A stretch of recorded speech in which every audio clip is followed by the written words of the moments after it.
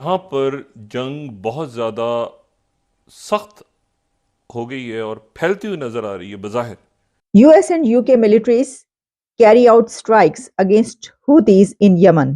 लेकिन in strike से पहले सेक्रेटरी ब्लिंकन ने टेलीफोनिक कन्वर्सेशन की है इंडिया के एक्सटर्नल अफेयर्स मिनिस्टर जयशंकर से। इसको बड़ा डिप्लोमेसी तो बड़ी, और मैं तो आपको पता है जयशंकर जो है वो उनको उनको मैं दाद भी देता हूँ। अमेरिका ने यमन पर हमला कर दिया है और ये बहुत बड़ा हमला है। इंडिया की तरफ से 10 वॉरशिप्स जो हैं 10 शिप्स वहां पर भेजे गए। ये एक बड़ी तशवीशनाक बात है कि ये पूरी अब डिस्टर्ब हो गई। डजन से ज्यादा हूतीस के उन ठिकानों को निशाना बनाया गया है, हूतीस के वो बेस के जो यमन में मौजूद हैं और जहां पर यूएस की अथॉरिटीज ये जानती थी कि वहां पर हमला किया जाना चाहिए क्योंकि ये उनके ठिकाने हैं। इसमें बर्तानिया भी शामिल है, इसमें कनाडा भी शामिल है, इसमें न्यूजीलैंड भी शामिल है, इसमें ऑस्ट्रेलिया भी शामिल है। नेटो फोर्सेस का एक जाल है जिन्होंने मिलकर यमन पर हमला किया। हूतीज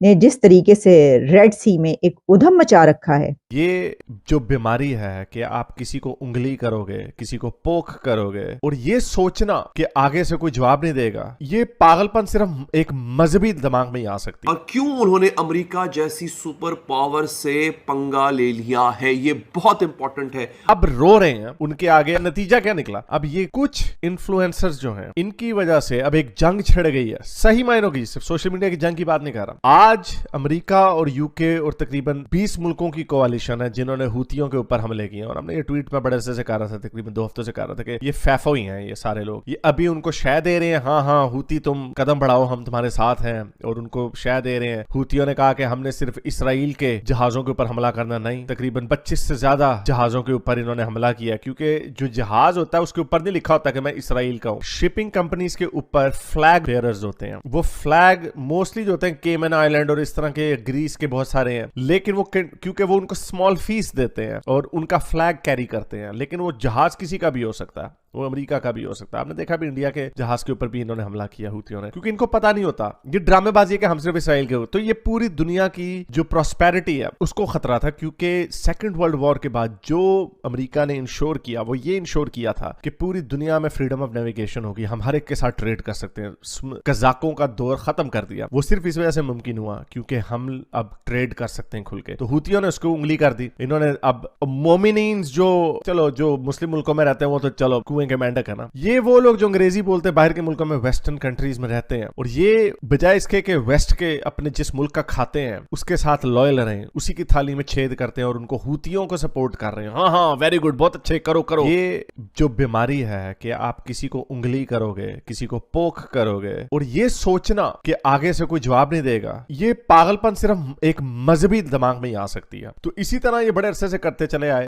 जय हिंद दोस्तों। तो पहले मैं आपको वीडियो का टॉपिक समझा देता हूं, उसके बाद देखते हैं वीडियो। तो दरअसल क्या हुआ कि इजराइल पर हमला होता है।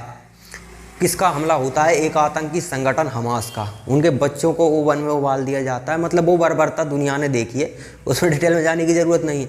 तो वो बर्बरता इजराइल के साथ होती है। तो इजराइल फिर पेलना शुरू करता है। इजराइल किसे पेलता है? हमास को।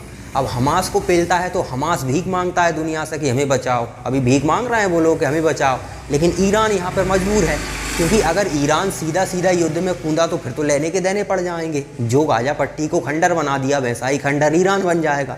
तो ईरान ने क्या किया, इन्हें बचाने के लिए क्या करें।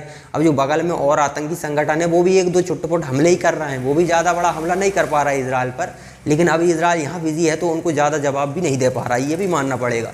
लेकिन इन्होंने हूतियों को एक्टिव किया था। हूती हमला करना स्टार्ट कर चुके थे।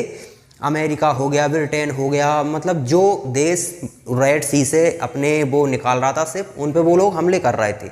और यहाँ जिम्मेदारी बनती है अमेरिका की कि रेड सी में जो व्यापार होता है शिप के ज़रिए उसे प्रोटेक्ट करेगा अमेरिका। तो ये अमेरिका की जिम्मेदारी है। तो अमेरिका ने इनको वार्निंग भी दी, लेकिन ये अमेरिका को ही धमकी दिए जा रहे थे। और इनको क्या है कि जज्बे वाले लोग हैं तो इनके पास जज्बा ज़्यादा होता है। इनको समझा दिया जाता है कि भैया तुम किसी से हार ही नहीं सकते, तुम तो किसी को भी निपटा सकते हो। यही भ्रम इनको हो गया था तो इन्होंने हमले स्टार्ट कर दिए। अब वो हमले तो स्टार्ट कर दिए।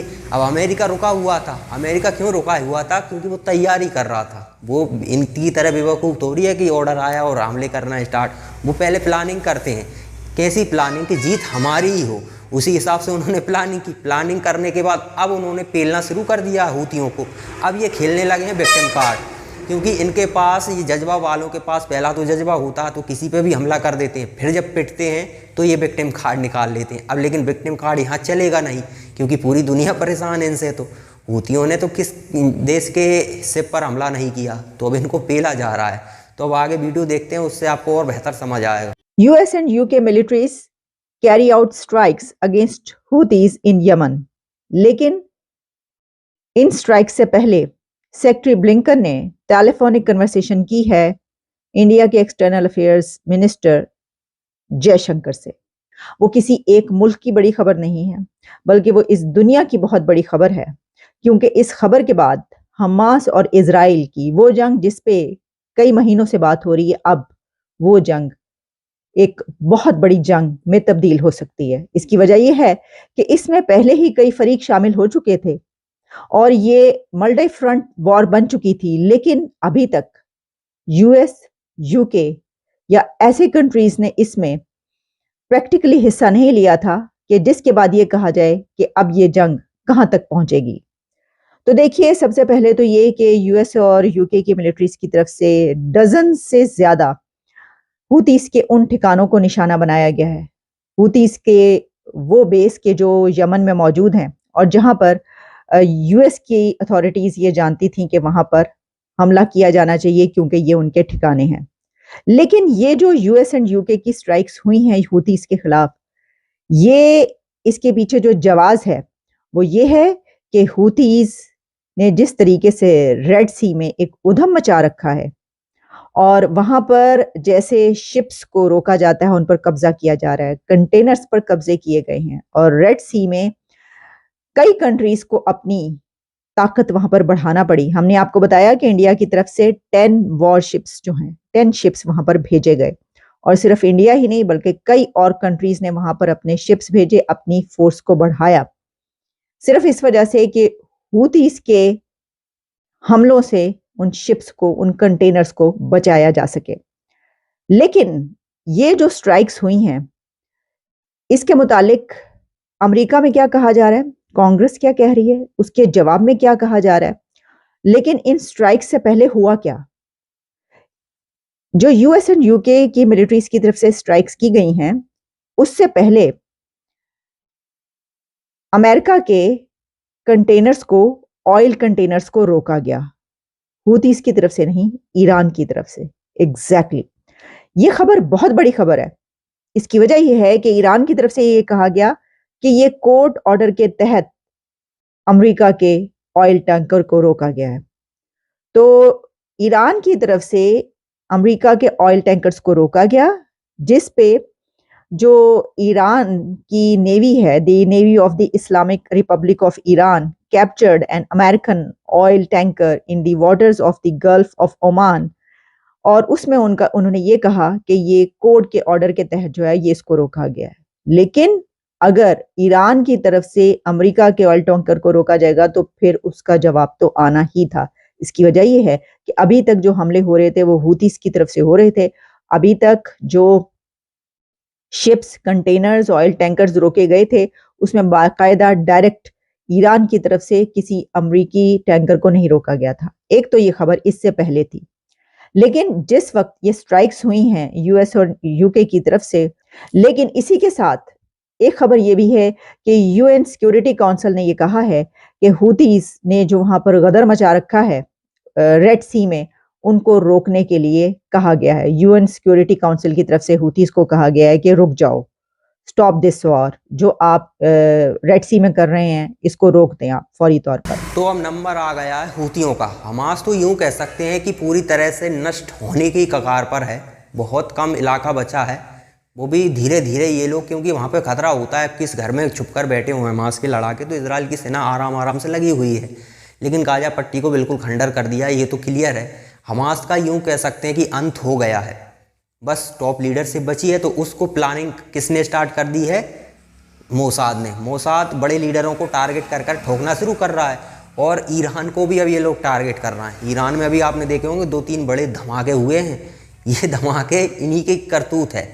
अमेरिका और इजराइल, ये तो क्लियर है, क्योंकि और कोई विशेष अब कौन सा भारत उंगली करने जाएगा, और बाकी के तो वो उनके ही दोस्त हैं। तो ये इन्हीं के इशारे पर अब यहाँ पर, क्योंकि वो जानते हैं कि अब ईरान को आप इसी भाषा में समझा सकते हो, आतंक के जरिए उसने दूसरों की मदद से ही आप पर हमला किया था ना, तो इजराइल को समझ आ गया कि अब इनको इसी तरह से निपटाया जाएगा। और इन लोगों ने क्या किया कि इनको लगा कि यार हमने इतने आतंकी पाल रखे हैं, उनसे काम करवाएं।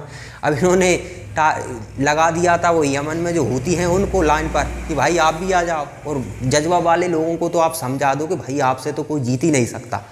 तो उनको ये भ्रम भी रहता है कि हमसे तो कोई जीत ही नहीं सकता, हम किसी पे हमला कर दें। वो ये नहीं सोचते कि सामने वाला जब हम पे हमला करेगा तो हमारे पास उससे बचने के लिए कुछ है या भी नहीं, उतना सोचने की उनमें बुद्धि नहीं होती है। अब वही हो रहा है, अब विक्टिम कार्ड खेलेंगे। यमन के लोगों को सोचना चाहिए जो हूती है ना, वो तुम्हें गाजा पट्टी के लोगों की तरह ही बिल्कुल खंडरों में बैठाएंगे, बिल्कुल नरक के दर्शन करवाएंगे अब, क्योंकि अब पेलना शुरू कर दिया है इन लोगों ने। क्योंकि आपको बहुत वार्निंग दी गई कि मान जाओ सिपों पे हमला मत करो, लेकिन तुम लोग नहीं माने, तो पेलने के लिए तैयार रहो। और वही अमेरिका नाटो के साथ मिलकर अब इनको पेलना स्टार्ट कर दिया है। और अमेरिका जैसा देश, अभी कोई भी कुछ भी कहे, सुपर पावर है, क्योंकि उसके पास 6ठी पीढ़ी के लड़ाकू विमान तैयार हैं। 5वीं पीढ़ी के तो बेचना स्टार्ट कर दिया उसने। 5वीं पीढ़ी का अभी तक रूस तक नहीं बना पाया, अच्छे अच्छे देश नहीं बना पाया। अमेरिका बहुत आगे चलता है, उसका रक्षा बजट 900 बिलियन से ऊपर है। अब आप अंदाज़ा लगाइए, अमेरिका और नाटो को साथ लेकर इन्हें पेल रहा है। हूतियों पे क्या है? हूतियों पे तो कुछ है नहीं, वो खुद गुलाम है ईरान के। ईरान खुद गुलाम है रूस का, रूस की वैसे ही हालत ख़राब है। चीन अकेला पैसा दे सकता है, बाकी और हथियार तो दे नहीं सकता। रूस दे सकता है तो वो खुद ही उलझा हुआ है। बाकी ये पिल्ला पिल्ली थे तो अब वो पिलना शुरू हो गए हैं, तो अब वो उनका क्या हो रहा है कि विक्टिम कार्ड खेलना स्टार्ट कर दिया उन्होंने। तो खेलते रहो विक्टिम कार्ड, लेकिन अब पेले ज़रूर जाओगे।